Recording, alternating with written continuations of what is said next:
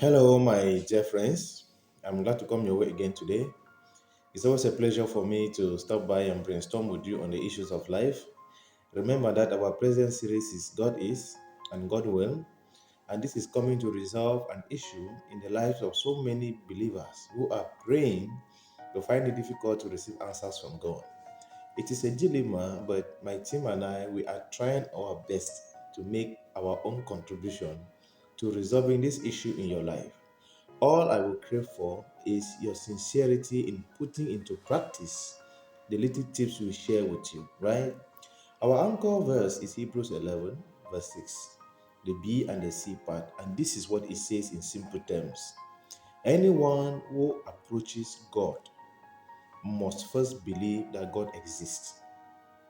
The first thing to resolve is your doubt about the existence of God.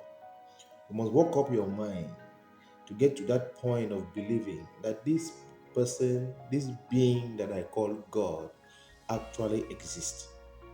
He exists, and we have come to the truth that He is omnipotent, meaning that all power centralizes in His hand, right? And the other aspect of the truth we have accepted is that He is omnipresent, meaning that He is like air, right? Air is everywhere at the same time. That this being I'm talking about, he is everywhere in the world right now, and he is also here. He is in this my room. He is everywhere. He is in my neighbor's room. He is abroad. He is in Nigeria. He is in Cameroon at the same time. If this is 10 a.m., it means that at this 10 a.m., this being I'm talking about is here with me now. He is in Bamenda, he is in Nigeria, he is in France at the same time. The same way air is everywhere at the same time. Even if the time zones are different, let's say right now in America, this may be around, let's say, 5 a.m. for them. And here in Cameroon, it's already past 12 noon, right? This God is not conditioned by time. His existence is everywhere, omnipresent. And the second aspect of the truth that we have come to accept is the fact that this being I'm talking about is omniscience, meaning that all knowledge in every sphere of life concerning every aspect of life, existence, science, and human endeavors, all knowledge centralizes with him. He centralizes into his hands. All knowledge springs from him. All power springs from him. Existence, the Bible says we live and walk in him, right? And that everything that is done in this world is done before his very eyes.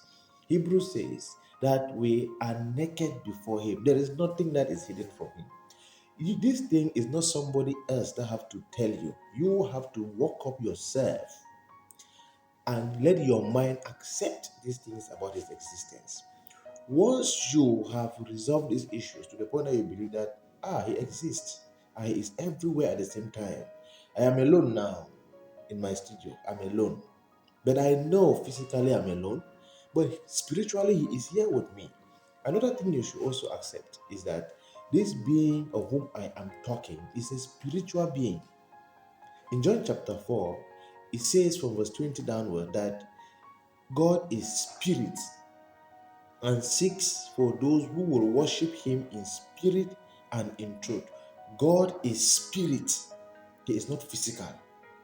You only see his works and inventions in the physical, but his being is spirit. You don't see him with physical eyes. You can only see him with spiritual eyes, right? But you can tell your mind that God is spirit, and that is why he can be everywhere at the same time. Do you know that angels, even angels, cannot be in two places at the same time? Angel Gabriel cannot come to Nazareth, and at the same time he is going to Galilee, cannot, or he's going to maybe the Philistines. He cannot. He is limited by time and space. But God is different. He is everywhere at the same time. Even the devil is a fallen angel. The devil, what he has done is that he has succeeded to give the impression that he is omnipresent. He is not. The devil cannot be in Cameroon and Nigeria at the same time. What he does is that he allocates delegates. He can hand over to a prince to run Cameroon for him. He can hand over Nigeria to principalities to run it for him. I mean, spiritually, that there are some demons that are constantly studying your life. But the devil himself is not there. He only gave an assignment, like our bosses in the office, they share assignments to different staffs to handle. He may even travel and go on vacation, but all that he wanted done will be done by the time he's coming back because he assigned people to run different aspects of his work scope. That is exactly what the devil does. But he gives the impression that he is omnipresent. He is not. Only God can be omnipresent. So the first thing to treat in yourself is what it says in that Hebrews 11, verse 6b.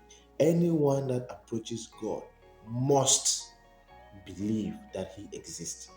Anyone who approaches, nobody will do it for you. You have to do it for yourself. I had to do it for myself.